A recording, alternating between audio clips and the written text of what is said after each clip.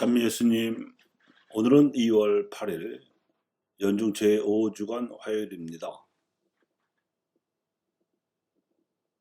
성전을 지은 솔로몬은 이스라엘 백성이 보는 가운데 하느님께서 하늘이나 땅 어디에나 계시지만 성전에서 하느님께 바치는 자신들의 기도를 들어달라고 간청함으로써 성전이 신앙 공동체가 하느님의 현존을 느끼는 거룩한 장소라는 것과 하나님께 대해서보다도 신앙 공동체를 위해서 더 필요한 곳임을 드러내었습니다. 그러니까 솔로몬 당시까지만 하더라도 하나님을 섬겨온 조상들의 전통은 그런대로 명실상부하게 살아 있었다고 볼 수 있습니다. 그런데 예수님 당시의 바리사이들과 그들의 율법학자들은 자신들이 하나님의 말씀을 지켜온 조상들의 전통을 앞세워서 거꾸로 하나님 말씀을 제한하는 어리석은 짓을 저지르고 있었습니다. 즉, 더 중요한 하나님의 말씀은 소홀히 하면서도 아주 사소한 자신들의 해석 규정을 철저히 지키겠다는 태도를 드러낸 것입니다. 이러한 그네들의 위선을 평소에 자주 접하시던 예수님께서는 바리사이들이 금과 옥조처럼 지켜오던 조상 전통을 하나님 말씀으로 상대화시키셨습니다. 그리고는 새로 해석하여 가르치셨습니다. 그것이 하나님 사랑으로 이웃을 사랑하라는 계명이요, 서로 발을 씻어주는 섬김이며 이를 공동체에서 실천하는 십자가를 짊어지는 일입니다. 사랑도 없고 섬김도 미루고 십자가도 피하면서 하나님을 믿겠다는 방식으로는 하나님 나라에 들어갈 수 없다고 가르치셨습니다.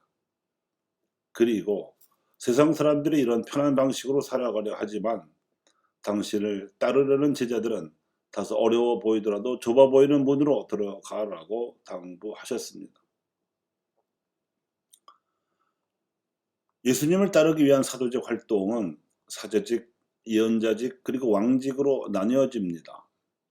사제 직무는 예수님의 희생을 기억하기 위한 성체 성사를 복원하며 자기 희생의 삶으로 제사를 바침으로써 그분의 희생을 기념하는 일이고, 왕직은 공동선을 위해 투신하는 봉사입니다. 그리고 예언자 직무는 하나님의 말씀을 받아 전하는 일로서 성경을 이해하기 위해서나 시대의 징표를 식별하기 위해서 신앙과 이성을 모두 발휘해서 수행하는 일입니다. 이 세 가지 직무가 부활의 은총을 누리는 길입니다. 그런데 이 부활의 은총이 이 땅에 기적처럼 비추었으니 200여 년 전에 천주교가 들어올 당시에는 참으로 오묘한 섭리가 작동되었었습니다. 우선 명나라 말기부터 중국에 파견되기 시작한 서양 선교사들이 수십 년 동안 노력하여 한문을 배운 후에 그 지식으로 서양의 교리와 신학을 번역하되 유학의 논리와 사유를 존중하여 저술해 놓은 일을 그 첫째로 들 수 있습니다. 이를 보유론적 관점이라 합니다. 그런 한역 서학서들이 무려 150년 동안이나 조선에 유입되어서 수많은 선비들이 읽었지만 대개 흥미거리로 그친 데 비해서 유독 이병 많은 한역 서학서들에서 천주교 교리와 그리스도 신앙을 발견하고 어려서부터 나름대로 독실한 신앙생활을 했습니다. 그러다가 마침 믿을 만한 지인들이 이 저술들을 공부한다고 하니 그 자리에 동석하여 마침내 실학강학회를 천주학강학회로, 다시 천주교 신앙 공동체로 성격을 전환시켜서 세계 교회 역사상 처음으로 자생적인 천주교회를 탄생시킨 일을 그 둘째로 들 수 있습니다. 이벽은 천주교 교리만을 적어놓은 천주시리를 넘어서서 신구약 성경에 몇 가지 짚어서 해설한 성경 요지를 지었고, 이 내용을 토대로 한문을 알지 못하는 이들에게도 이 진리를 전하려고 순한글 사사조로 천주 공경가까지 지었습니다. 그런데 이벽이 발휘한 선하고도 거룩한 영향력을 받은 정치 삼형제 활약도 그 셋째로 들 수 있습니다. 정약종은 이벽보다 한술 더 떠서 서양에서 알려준 하느님을 우리 조상들은 유학이 들어오기 아주 오래전부터 믿어왔음을 밝힘으로써 보이론적 관점을 넘어섰던 것입니다. 그리스도 신앙으로 한민족의 전통적인 종교 사상까지 식별한 것인데, 그러나 또한 삼위일체 하느님이 아닌 잡신들을 불러들여 길흉화복을 점치는 귀신 노름은 우상 숭배로 배격하여 교우들을 가르치는 주교 요지를 지었습니다.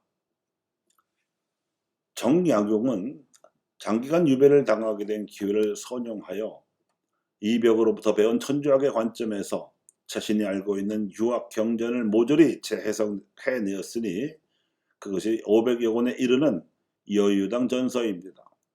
그 결과 주자학을 유교로 교조화시켜서 사상을 통제해온 조선사회의 시대적이고 사상적인 모순을 낱낱이 해석해내었습니다.